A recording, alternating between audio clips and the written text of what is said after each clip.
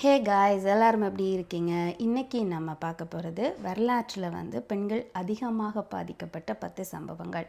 இது ஒரு random video தான். ஸோ இது ஒரு இன்ஃபர்மேஷனாக நீங்கள் இன்ட்ரெஸ்ட்டாக பார்க்குறது அப்படின்ட்டா பார்த்துக்கலாம். அண்ட் எப்படி பெண்களை கஷ்டப்படுத்தியிருக்காங்க, அதாவது இந்த ஹிஸ்ட்ரியில் எப்படி பெண்களை கஷ்டப்படுத்தியிருக்காங்க, ஒரு 10 நிறைய வகையில் கஷ்டப்படுத்தியிருக்காங்க நிறைய பேர். பட் இது ஒரு 10 இம்பார்ட்டண்ட் திங்ஸை நான் சொல்லலாம் அப்படின்ட்டு வந்திருக்கேன்.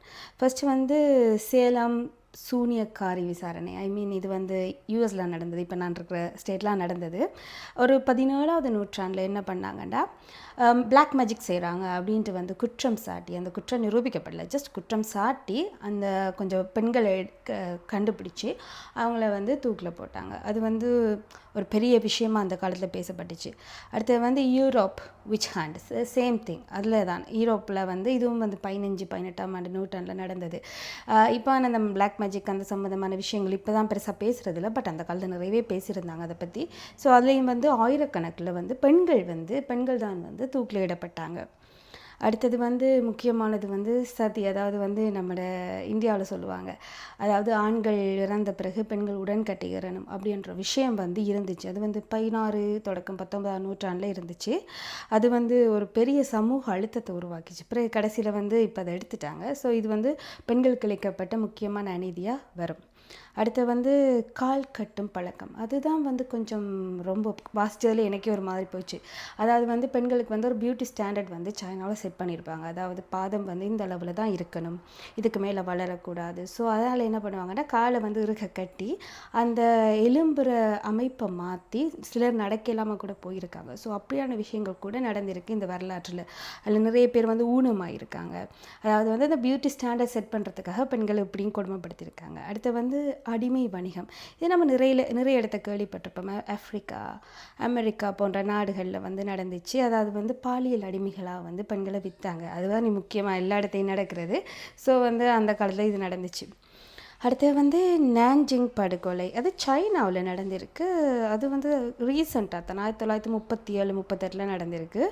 அதாவது ஆயிரக்கணக்கான பெண்கள் பாலியல் வன்முறைக்கு உள்ளாக்கப்பட்டு கொலை செய்யப்பட்டாங்க. இது நார்மலாக போர் அப்படின்ற விஷயம் வரக்குள்ள நீங்கள் கேள்விப்பட்டிருப்பீங்க, நீங்கள் நிறைய கோத்ரூ பண்ணியிருப்பீங்க, நிறைய பார்த்துருப்பீங்க நியூஸில். பெண்கள் பாலியல் வன்முறைக்கு உட்படுறது சகஜமாக நார்மலைஸ் ஆன விஷயமாக போயிட்டு, அது போர் போர் முடியக்குள்ளே வின் பண்ண அந்த ஆக்கள் இந்த லொசான பக்கம் இருக்கிற பெண்களை எடுத்து பாலியல் வன்முறைக்கு உட்படுத்துறது ரொம்ப இயல்பாக நடந்து கொண்டிருக்கிற விஷயமா இருக்குது. எல்லா பொருளையுமே பார்க்கலாம், அந்த அப்படியான ஒரு விஷயங்கள் நடந்துட்டு தான் இருக்கும். அடுத்தது கம்ஃபர்ட் விமென். அது கிழக்கு ஆசியாவில் அதுவும் ரீசெண்டாக தான் 1930-45. அது ஈரோப் ஆர்மி பெண்களை கட்டாய பாலிய அடிமைகளாக பயன்படுத்துகிறாங்க. மேபி வேர்ல்டு வாராக இருக்கும் அப்படின்ட்டு நினைக்கிறேன். இதில் அடுத்ததாக வர்றது பெர்லின் பாலியல் வன்முறை, ரேப் ஆஃப் பெர்லின். அது ஜெர்மனியில் நடந்தது. அது 1945. அதாவது the same thing, second world war. அதில் பெண்கள் ரேப் பண்ணப்பட்டாங்க. அடுத்த பொஸ்னியா வார். அந்த வார் ரெண்டாலே அது ஏன் பெண்களை அந்த வார், எண்ட் ஆஃப் த வார் அப்படி பண்ணுறாங்க அப்படின்ட்டே தெரியல. மனிதனுக்குள்ள மிருகம் அப்போ தான் வெளியே வருது போல்.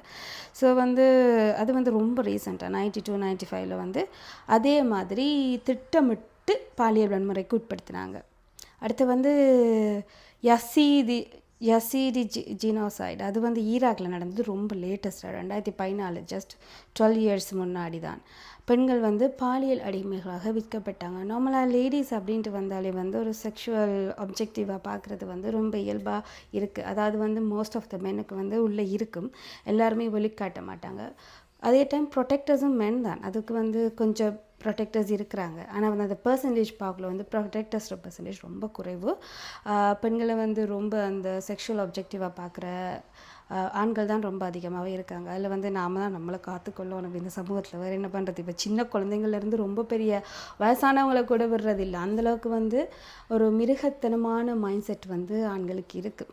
ஆனால் உண்மையாக கம்பேர் பண்ணும்போது முதல் இருந்ததை விட ரொம்ப குறைவு. Because of the rules, regulation, police அப்படி நிறைய இருக்கிறதால. அந்த காலத்தில் ரொம்ப அதிகமாக இருந்துச்சு, வெளியே வரல. இப்போ சின்ன விஷயங்கள் இருந்தாலும் வெளியே வருது. ஸோ ரொம்ப அலர்ட்டாக இருக்கிறது நமக்கு தான் நல்லது. யாரையும் நம்பிடாதீங்க. எல்லாரையும் நம்பி அவங்கள ட்ரஸ்ட் பண்ணிடுறாங்க. Don't trust anyone. ஸோ வந்து உங்களோட சொந்த ரத்தமாக இருந்தால் கூட ரொம்ப கேர்ஃபுல்லாக இருங்க.